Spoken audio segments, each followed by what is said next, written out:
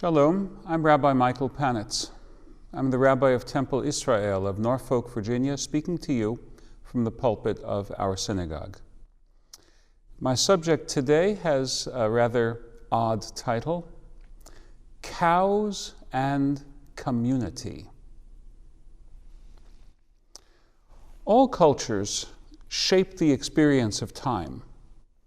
They divide up the naturally continuous flow of day and season into ordinary days and holy days. In Judaism, there is not only Passover, the 7 or 8 day festival in the early spring, there's also a season of preparation for Passover, a month and a half of getting the house ready and hopefully getting the soul ready too. Where we live, with kosher food not always easily available, it is common to hear people chatting about where they were able to procure certain groceries. If a given supermarket decides not to stock up on Passover goods, you are likely to hear anxious conversations, a comparing of notes, even a weighing of the pluses and minuses of a trip to a kosher metropolis such as Washington or Baltimore. It is a kind of comfort to know that this season of preparation has very deep roots.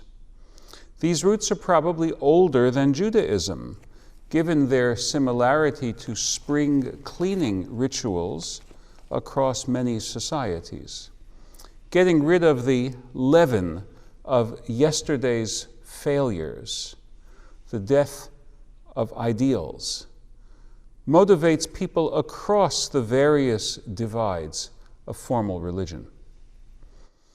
Since Judaism grounds its religious activity in a book, the Torah, the season of Passover is distinguished by 4 special biblical readings assigned to the 6 weeks prior to the holiday.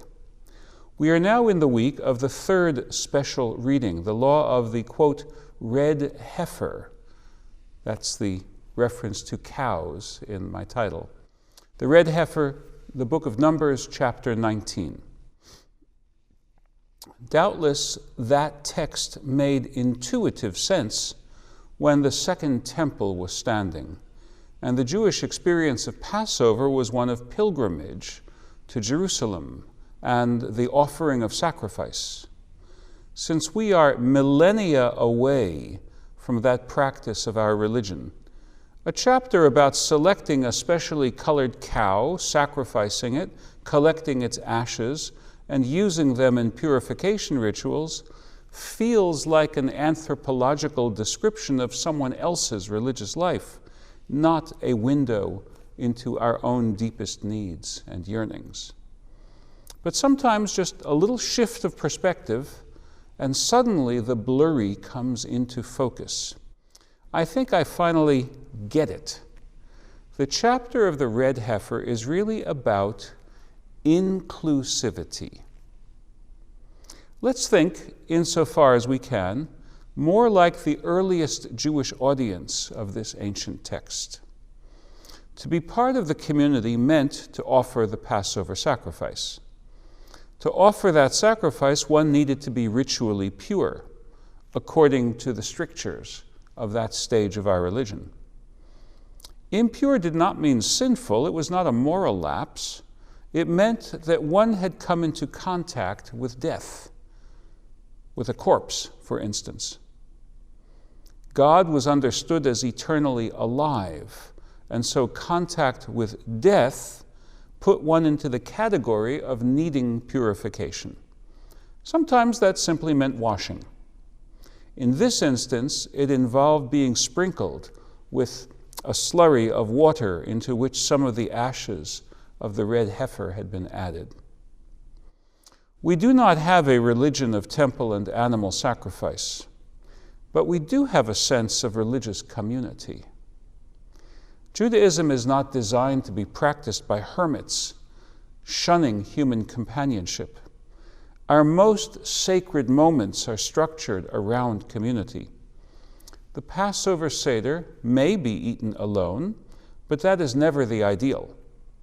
Even at the very beginning, Exodus chapter 12, verse 4, on the eve of the departure from Egypt, the Israelites were commanded to join with other families if their own family was not large enough for its members completely to consume the Passover lamb.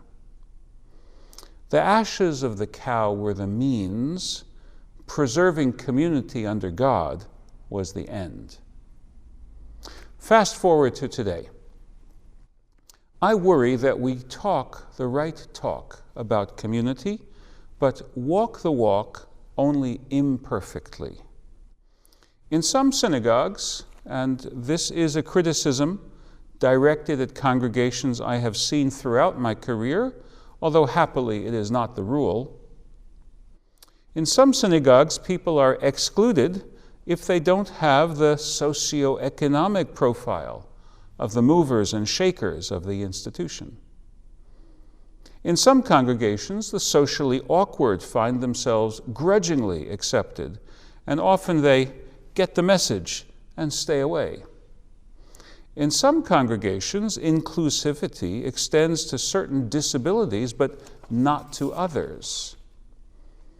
And then there is the more subtle creation of walls rather than portals. In a free society, Jews practice their Judaism voluntarily. Some are more traditional and some less. It can be daunting trying to fit in when one's life experience has included much less Jewish practice than the shared knowledge of the group one is just beginning to join. Years ago, in my first week as a rabbinical seminary student, my class was addressed by a recently ordained rabbi. He said that he was a novice when he had decided to study to become a rabbi some half-dozen years before.